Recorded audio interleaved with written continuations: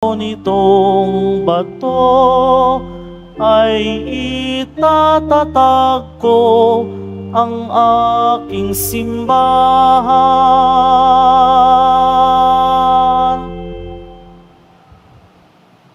Simulan po natin ang pagdiriwang sa ngalan ng Ama at ng Anak at ng Espiritu Santo. Amen. Sumainyo ang Panginoon. At sumaiyo rin. Inaamin ko sa makapangyarihang Diyos at sa inyo mga kapatid na lubha akong nagkasala sa isip, sa salita at sa gawa at sa aking pagkukulang. Kaya isinasamo ko sa mahal na Birhen Maria, sa lahat ng mga anghel at mga banal, at sa inyo mga kapatid na ako'y ipanalangin sa Panginoong ating Diyos. Kaawaan tayo ng makapangyarihang Diyos, patawarin tayo sa ating mga kasalanan, at patnubayan tayo sa buhay na walang hanggan. Amen. Panginoon, kaawaan mo kami. Panginoon, kaawaan mo kami. Kristo, kaawaan mo kami. Kristo, kaawaan kami. Panginoon, kaawaan mo kami. Panginoon, kaawaan kami.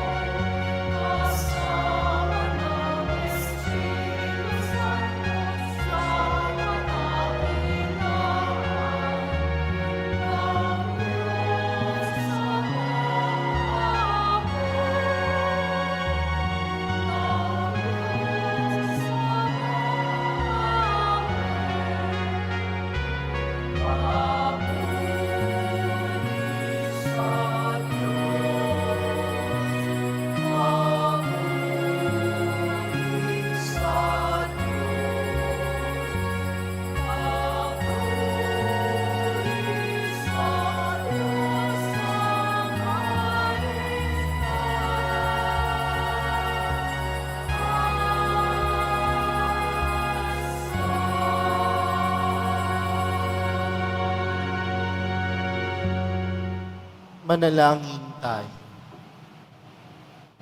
Ama naming makapangyarihan, ipagkaloob mong kami matulungan ng pagdalangin ng mga apostol, San Pedro at San Pablo, upang ang iyong ibinigay na tagapagdulot ng iyong mga pangunahing kaloob sa iyong simbahan ay maging tagapaggawa din ng tulong sa pagkamit ng kaligtasan sa pamamagitan ni Hesukristo kasama ng Espiritu Santo magpa sa walang hanggan. Amen. Magsiupo muna ang lahat. Pagbasa mula sa mga gawa ng mga apostol. Noong mga araw na iyon, ikatlo ng hapon, oras ng pananalangin, nagpunta sina Pedro at Juan sa templo.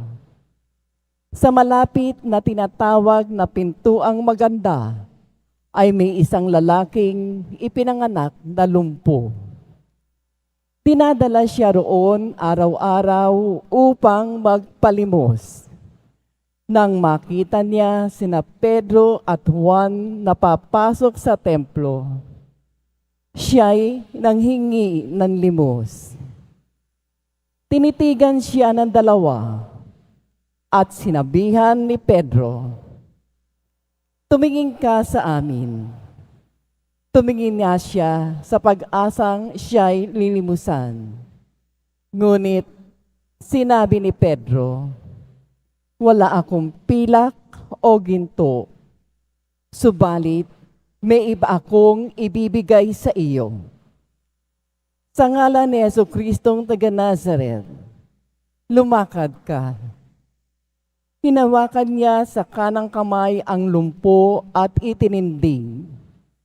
Pagdakay, lumakas ang mga paa at bukong-bukong ng lalaki. Ito'y napalukso at nagsimulang lumakad. Palukso-lukso siyang pumasok sa templo kasama nila at masayang nagpupuri sa Diyos. Nakita ng lahat na siya'y lumalakad at nagpupuri sa Diyos. Nangilala sila nang makilala nilang siya ang pulubing dati nakaupo sa pintuang maganda ng templo. Ang salita ng Diyos. Salamat sa Diyos. Laganap na sa daigdig ang kanilang mga tinig. Laganap na sa daigdig ang kanilang mga tinig. Ang langit ay naghahayag na ang Diyos ay dakila. Malinaw na nagsasaad kung ano ang kanyang gawa. Bawat araw, bawat gabi, ang ulat ay walang patlang. Patuloy na naguulat sa sunod na gabi't araw. Laganap na sa daigdig ang kanilang mga tinig. Walang tinig o salitang ginagamit kung sa bagay. At wala ring naririnig na kahit na anong ingay. Gayunpaman sa daigdig ay laganap yaong tinig. Ang balita'y umaabot sa duluhan ng daigdig. Laganap na sa daigdig ang kanilang mga tinig.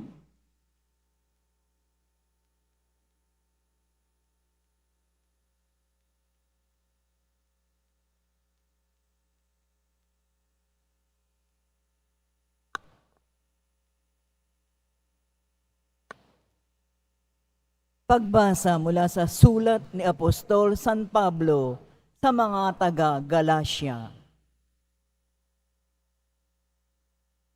Ibig kong malaman ninyo, mga kapatid, na hindi kathanang tao ang mabuting balitang ipinangaral ko. Hindi ko ito tinanggap mula sa tao, ni itinuro sa akin ng tao. Si Jesucristo ang nagpahayag nito sa akin. Hindi kaila sa inyo kung paano ako namuhay bilang masugid na kaanib ng Hudaismo. Buong lupit kong inusig ang simbahan ng Diyos at sinikap na ito'y wasakin. Naging mas masugid ako sa relihiyong ito kaysa maraming Hudyong kasing gulang ko at malaki ang aking malasakit sa mga kaugalian ng mga ninuno. Ngunit dahil sa kagandahang loob ng Diyos, inirang niya ako bago pa ipanganak at tinawag upang maging lingkod niya. At nang ihayag niya sa akin ang kanyang anak, upang ang mabuting balita tungkol sa kanya ay maipangaral ko sa mga hentil, hindi ako sumangguni kanino man. Ni hindi ako nagpunta sa Jerusalem upang makipagkita sa mga apostol nauna kaysa sa akin. Sa halip, nagtungo ako sa Arabia at pagkatapos ay nagbalik sa Damasco. Nakaraan pa ang 3 taon bago ako umakyat sa Jerusalem upang makipagkita kay Pedro. Sa 15 araw kaming nagkasama. Wala akong nakitang apostol, liban kay Santiago, na kapatid ng Panginoon. Totoong lahat ang sinasabi ko sa sulat na ito. Alam ng Diyos na hindi ako nagsisinungaling. Ang salita ng Diyos. Salamat sa Diyos. Magsitayo na po ang lahat.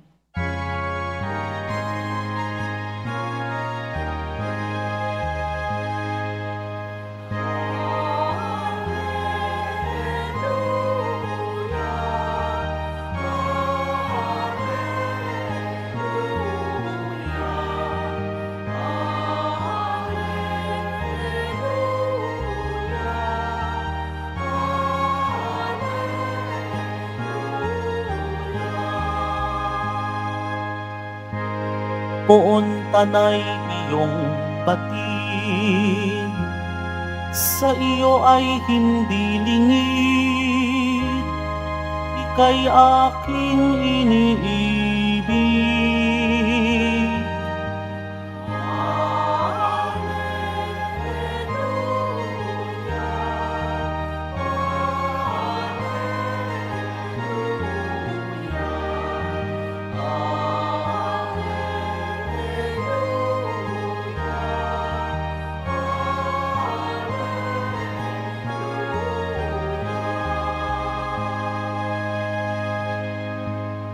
Sumainyo ang Panginoon. At sumaiyo rin. Ang mabuting balita ng Panginoon ayon kay San Juan. Papuri sa iyo, Panginoon. Nang muling napakita si Jesus sa mga alagad niya at nang makakain sila, tinanong ni Jesus si Simon Pedro, "Simon, anak ni Juan, iniibig mo ba ako ng higit kaysa mga ito?" "Opo, Panginoon, nalalaman ninyong iniibig ko kayo," tugon niya. Sinabi sa kanya ni Jesus, "Pakanin mo ang aking mga batang tupa."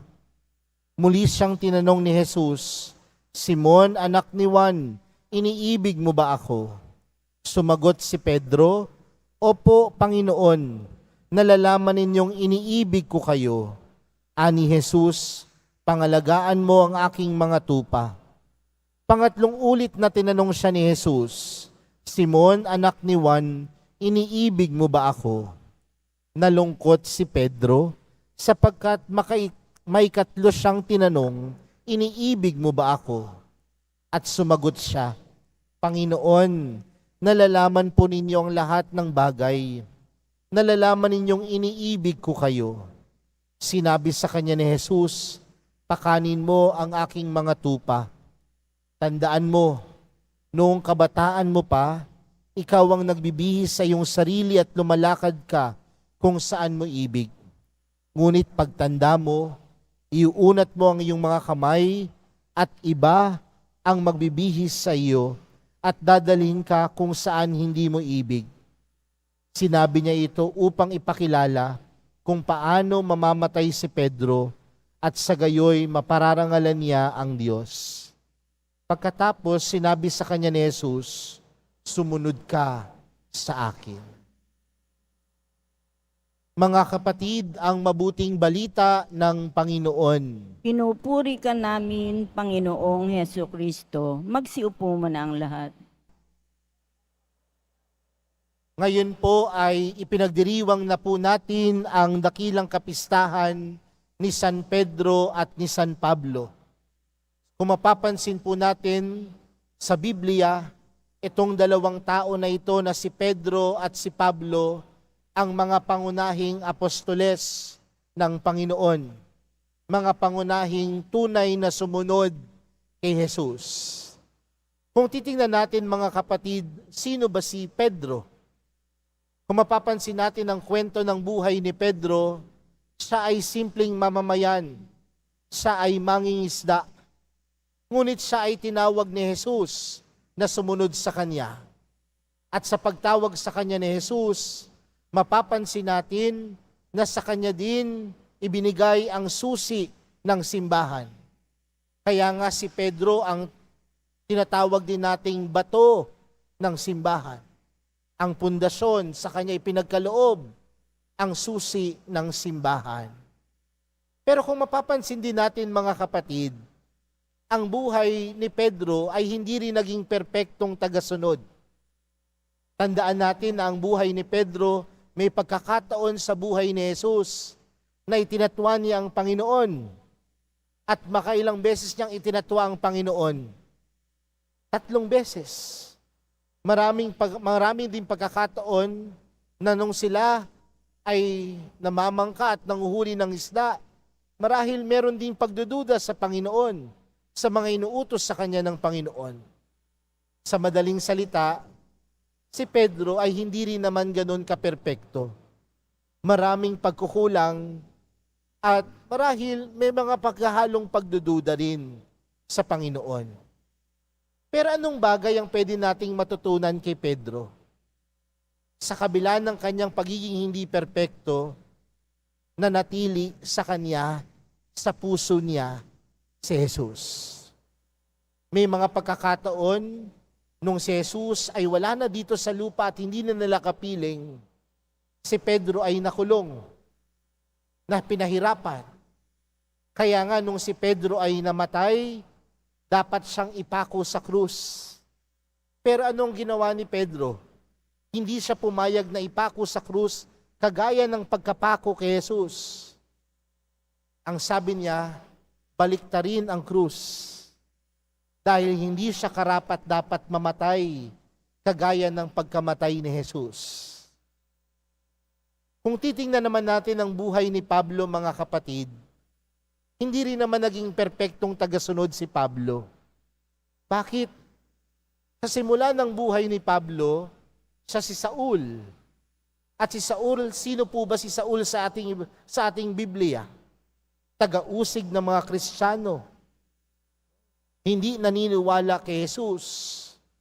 Pero nung siya ay pamunta sa Damasco, nabulag siya at nangusap sa kanyang Panginoon. Naniwala siya kay Jesus. At nung namulat ang kanyang mga mata, siya ay naging tagapagpahayag ng utos ng Panginoon. Naging tagapagpahayag ng turo ng Panginoon. Maraming pagkakataon sa buhay ni Pablo, mga kapatid, na siya din ay inusig, siya din ay hinuli, siya rin ay nakulong. Pero kung titingnan natin ang buhay ni Pedro at ng buhay ni Pablo, parehas silang nakaranas ng hirap, ng pagsubok sa pagsunod sa Panginoon. Pero hindi po ito naging hadlang upang sila ay manatili at maniwala kay Jesus.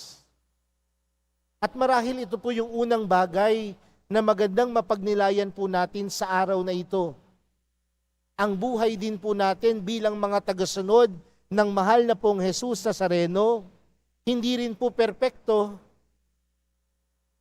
Nagkakasala din po tayo, tumataliko din tayo kay Jesus. May mga pagkukulang din po tayo. Pero kagaya ni Pedro at ni Pablo, sa kabila ng kanilang hindi pagiging perpekto, isang bagay ang hindi nawala sa kanila. At ano po yun?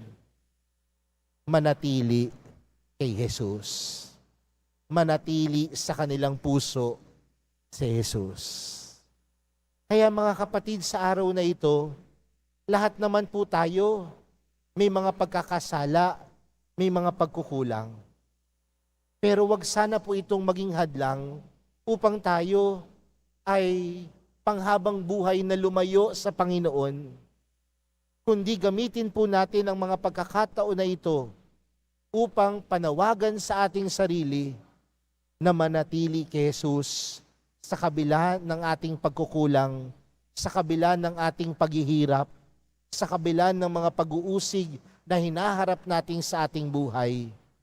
Manatili tayo kay Jesus.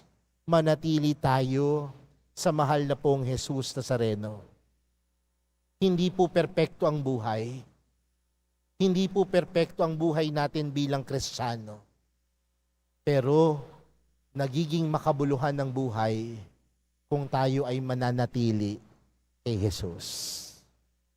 Hindi ho perpekto ang ating buhay, pero magiging makabuluhan ng buhay kung tayo ay mananatili sa mahal na pong Jesus Nazareno. Kaya nga, kung mapapansin po natin yung ating ibanghelyong napakinggan, ano ang tanong ni Jesus kay Pedro? Iniibig mo ba ako? At makailang beses tinanong ni Jesus si Pedro? 3 beses. At marahil, kung tayo ang tatanungin ng Panginoon, iniibig mo ba ako? At tanungin tayo ng Panginoon ng 3 beses, marahil masasama din ang loob natin, di ba? Kagaya nung sa ating ibanghelyo.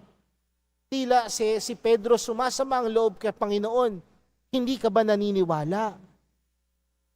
Pero pinanindigan ni Pedro ang kanyang sagot sa pag-ibig niya sa Panginoon.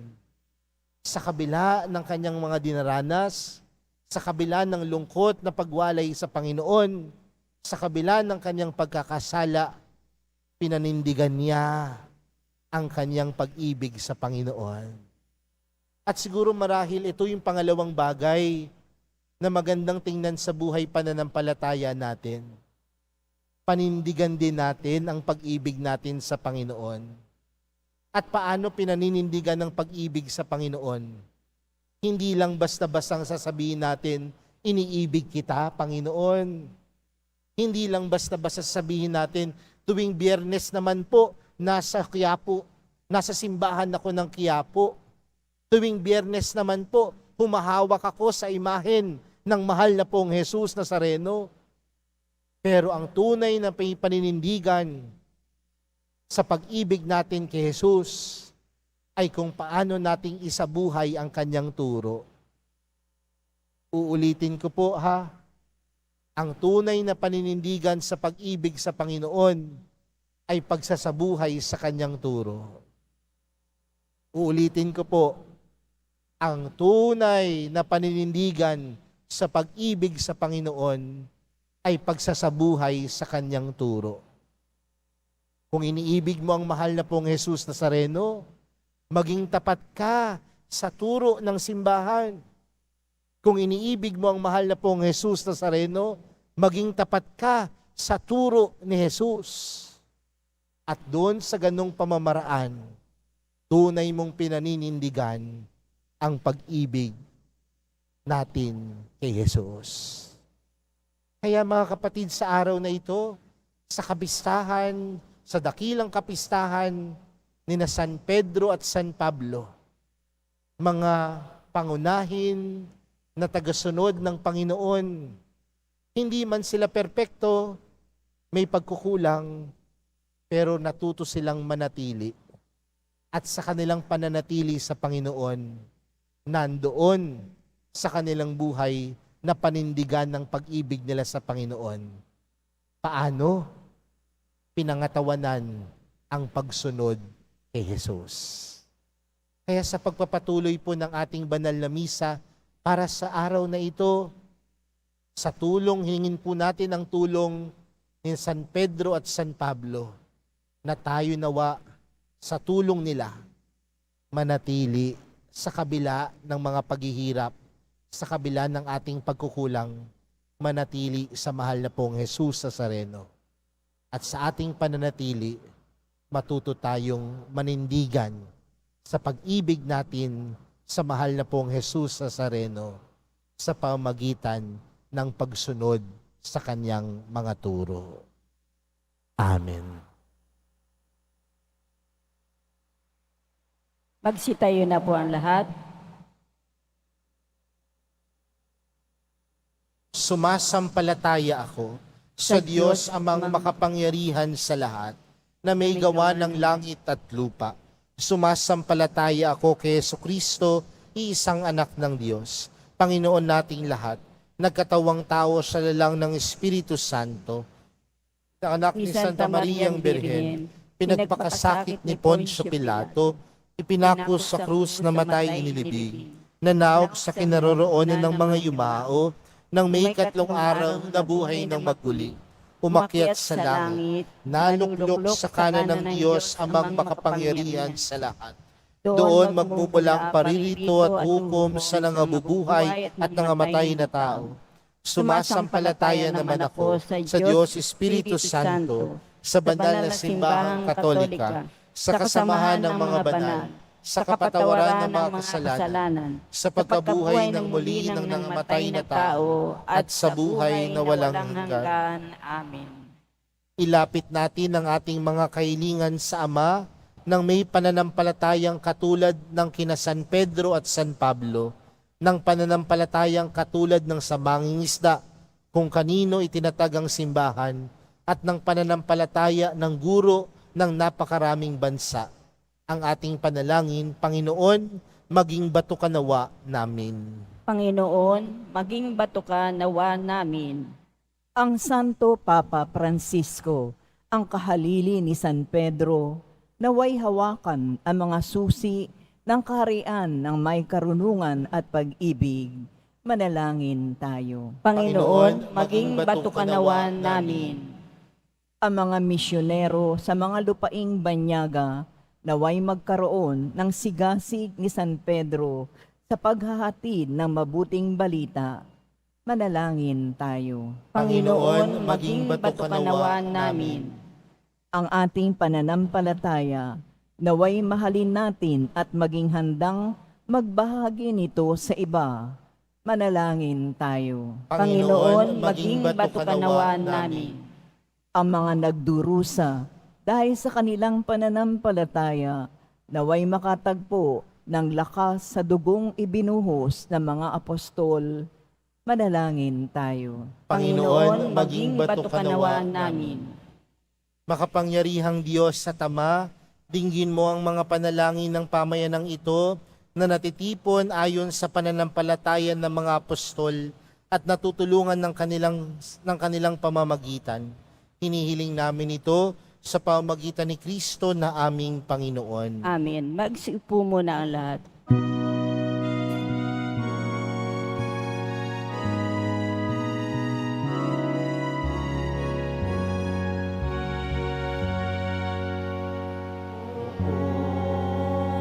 Jesus Nazareno, naririto kami sa harap mo.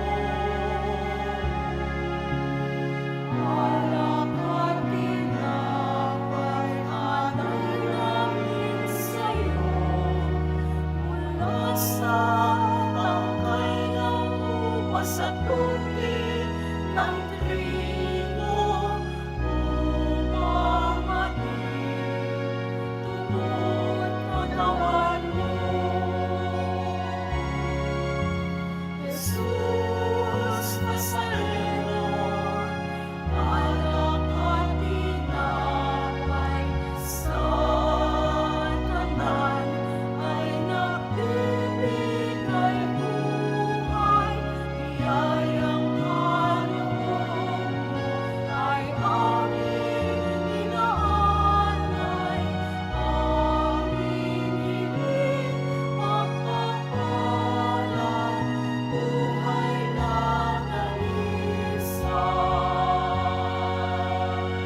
Magsitayo na po ang lahat.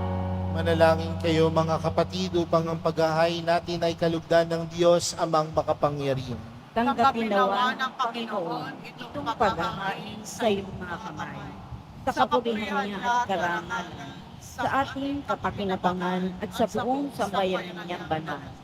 Ama naming lumikha, ngayong idinarangal sina Apostol San Pedro at San Pablo sa kanilang dakilang kapistahan, niyahanda namin sa mga hapag ng iyong banal na dambana aming mga alay upang kami nangangambang may malaking kakulangan ay pagmagandang looban mong suklian ng dakilang kapupunan sa pamamagitan ni Jesucristo kasama ng Espiritu Santo magpa sa walang hanggan. Amen. Sumainyo ang Panginoon. At sumayin, Itaas sa Diyos ang inyong puso at diwa. itinasinalangin sa Panginoon. Pasalamatan natin ang Panginoong ating Diyos. Marapat na siya ay pasalamatan. Ama naming makapangyarihan, tunay ngang marapat na ikaw ay aming pasalamatan. Nilog mo ngayon aming ikagalak na si San Pedro at San Pablo ay kapwa matapat sa pananampalatayang inihayag at inilaganap. Binuo ni San Pedro ang sambayan ng tinipon ng anak mong pinanaligan ng ilan sa Israel noon. Si San Pablo ay tagapagturo at tagapagpaliwanag sa iba't ibang mga tao na nais mong matawag. Silang dalaway merong makaibang larangan sa paglilingkod kay Kristo sa isang sambayanan. Kapwa nila tinamo ang putong ng tagumpay na ngayoy dinarakila sa buong sanlibutan. Kaya kaisa ng mga anghel na nagsisiawit ng papuri sa iyo nang walang humpay sa kalangitan, kami nagbubunyi sa iyong kadakilaan.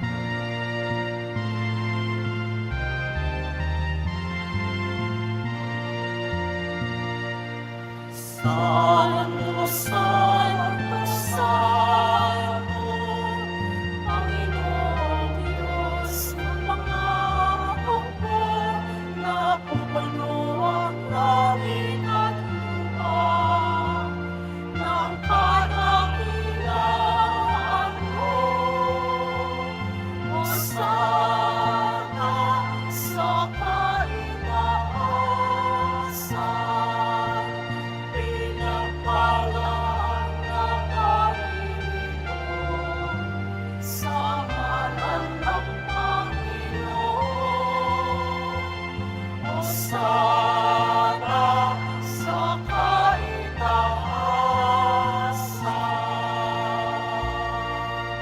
Nagsiluhod po ang lahat. Ama naming banal, ikaw ang bukal ng tanang kabanalan, kaya't sa pamagitan ng iyong Espiritu, gawin mong banal ang kaloob na ito upang para sa aming maging katawan at dugo ng aming Panginoong Hesukristo. Bago niya pinag-iisang kusang loob na maging handog, hinawakan niya ang tinapay, pinasalamatan kanya, pinaghati-hati niya iyon, iniabot sa kanyang mga alagad at sinabi, tanggapin ninyong lahat ito at kanin. Ito ang aking katawan na ihahandog para sa inyo.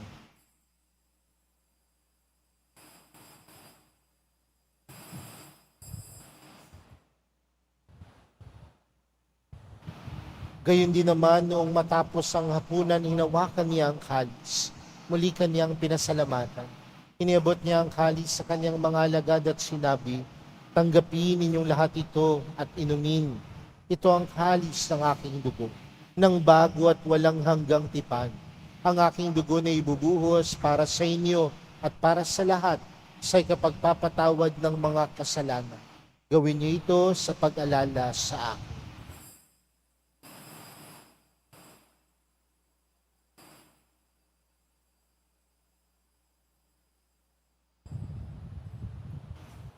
Magsitayo po ang lahat. Ipagbunyi natin ang misteryo ng pananampalataya. Si Kristo'y namatay, si Kristo'y nabuhay, si Kristo'y babalik sa wakas ng panahon. Ama, ginagawa namin ngayon ang pag-alala sa pagkamatay at muling pagkabuhay ng iyong anak. Kaya't inaalay namin sa iyong tinapay na nagbibigay buhay at ang kalis na nagkakaloob ng kaligtasan. Kami nagpapasalamat dahil kami iyong minarapat na tumayo sa harap mo para maglingkod sa iyo. Isinasamo namin kaming magsasalo-salo sa katawan at dugo ni Kristo ay mabuklod sa pagkakaisa sa pamagitan ng Espiritu Santo. Ama, lingapin mo ang iyong simbahan laganap sa buong daigdig. Puspusin mo kami sa pag-ibig. Kaysa ni Francisco na aming Papa at ni Jose na aming Obispo at ng Tanang Kaparian. Alalahanin mo rin ang mga kapatid naming nahimlay nang may pag-asang sila'y muling mabubuhay, gayon din ang lahat ng mga pumanaw. Kaawaan mo sila at patuloyin sa iyong kaliwanagan. Kaawaan mo at pagindapating kaming lahat na makasalo sa iyong buhay na walang wakas. Kaysa ng mahal na Birheng Maria na ina ng Diyos, ng kabiyak ng puso niyang si San Jose, kaysa ng mga apostol at ng lahat ng mga banal na namuhay dito sa daigdig ng kalugod-lugod sa iyo, may pagdiwang nawa namin ang pagpupuri sa ikararangal mo sa pamagitan ng iyong anak na aming Panginoong Hesukristo. Sa pamagitan ni Kristo, kasama niya at sa Kanya, ang lahat ng parangal at papuri ay sa iyo, Diyos amang makapangyarihan, kasama ng Espiritu Santo, magpa sa walang hanggan.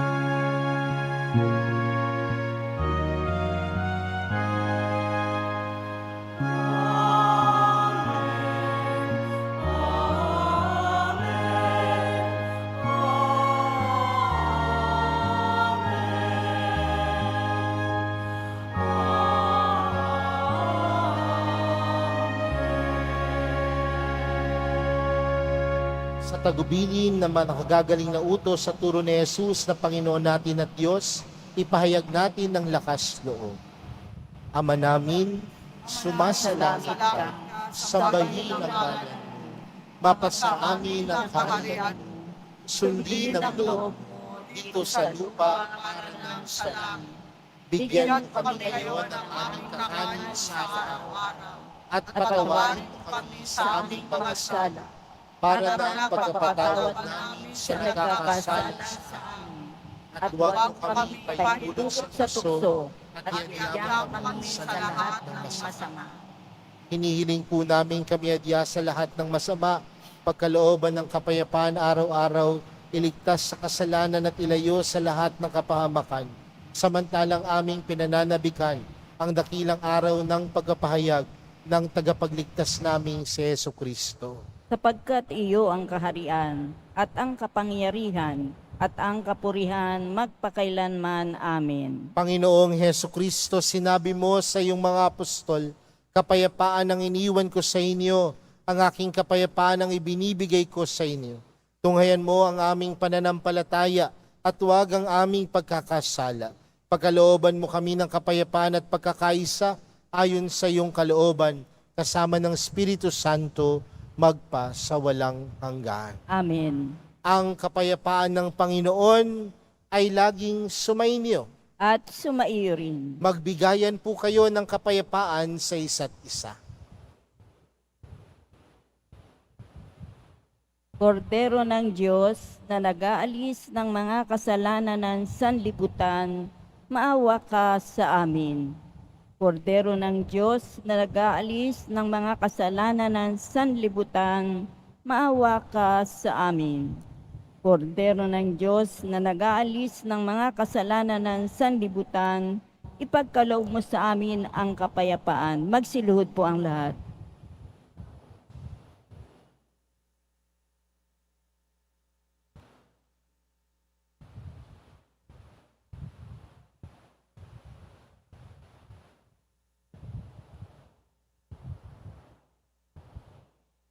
Narito si Jesus, ang kordero ng Diyos.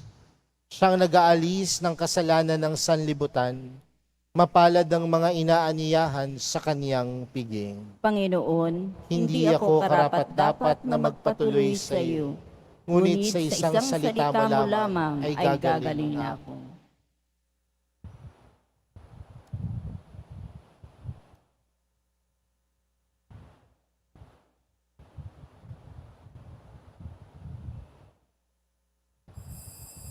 Para sa lahat ng tatanggap ng banal na komunyon, sasagot po tayo ng amin pagsabi ng pari o ng lay minister ng katawan ni Kristo at isubo agad sa bibig bago umalis sa harapan ng pari o lay minister.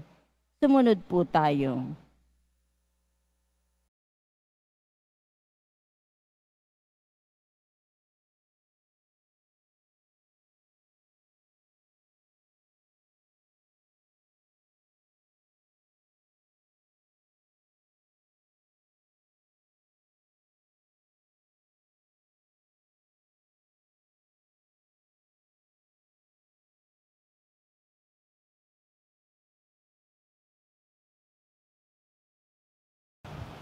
Manalangin tayo. Ama naming mapagmahal, pakundangan sa banal na paikinabang, dulutan mo ng lakas kaming lahat na iyong binigyang liwanag sa itinuro ng mga apostol sa pamagitan ni Hesukristo kasama ng Espiritu Santo magpa sa walang hanggan. Amen. Sumainyo ang Panginoon. At sumaiyo rin. Yumuko po kayo habang iginagawad ang pagbabasbas. Pagpalain nawa kayo ng makapangyarihang Diyos na nagpatibay sa inyong pag-aanib sa kanyang simbahan na itinayo sa ibabaw ng matatag na bato ng pananampalataya ni San Pedro upang kayo'y magkaroon ng pananalig na walang hanggan. Amen. Pagkalooban nawa kayo ng Diyos ng ulirang pamumuhay na makaakit sa kapwa-tao para mapalapit kay Jesucristo na sinikap ituro ni San Pablo na kapiling niya magpa sa walang hanggan. Amen.